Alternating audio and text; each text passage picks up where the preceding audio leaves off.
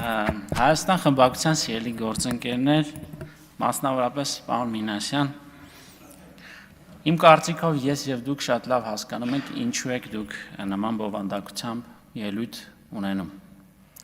Ինչու է պարոն Մանուկյանը այդչափ բոցեռանդ ելույթ ունենում ռեպրեսիաների մասին, չգիտեմ, տարատեսակ։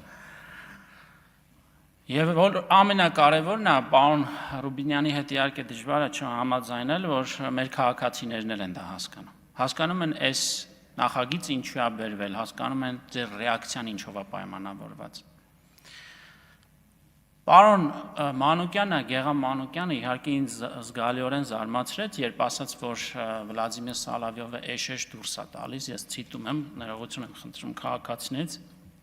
իսկապես զարմացած եմ։ Բայց այ պարոն Մանուկյանին ուզում եմ ասել, որ ես կարծում եմ, որ եթե այս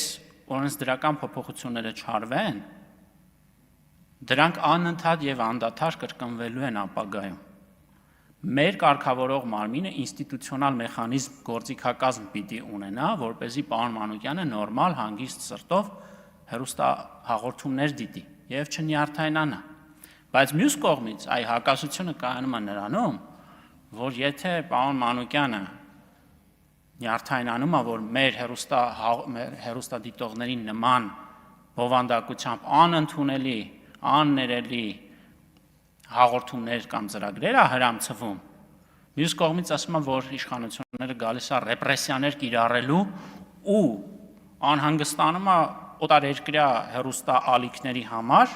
եւ ազգային ժողովի ամբիոնից կառավարությանը մեղադրում է, որ օտարերկրյա հեռուստաալիքների նկատմամբ ռեպրեսիաներ է կիրառում այն դեպքում, երբ ինքը 5 րոպե առաջ ընդունեց, որ առանձին հաղորդումների դեպքում անընդունելի եւ մեր երկրի ներքին կյանքին միջամտող բովանդակությամբ հաղորդումներ են հեռարձակվել։ Ես կարծում եմ, որ այս հակասությունները պայմանավորված է հենց այն պատճառով, որի մասին ես հրապարակային չեմ արտահայտվի, բայց արդեն ասացի, որ եւ ինձ եւ ձեզ հայտնի է, թե այս նախագծով ինչ խնդիր է լուծվում մեր երկրի անվտանգության, մասնավորապես տեղեկատվական անվտանգության համատեքստում եւ ինչ է թաքնված ձեր ելույթների եւ ձեր արձագանքների ու ռեակցիայի տակ իրականության մեջ։ Շնորհակալություն։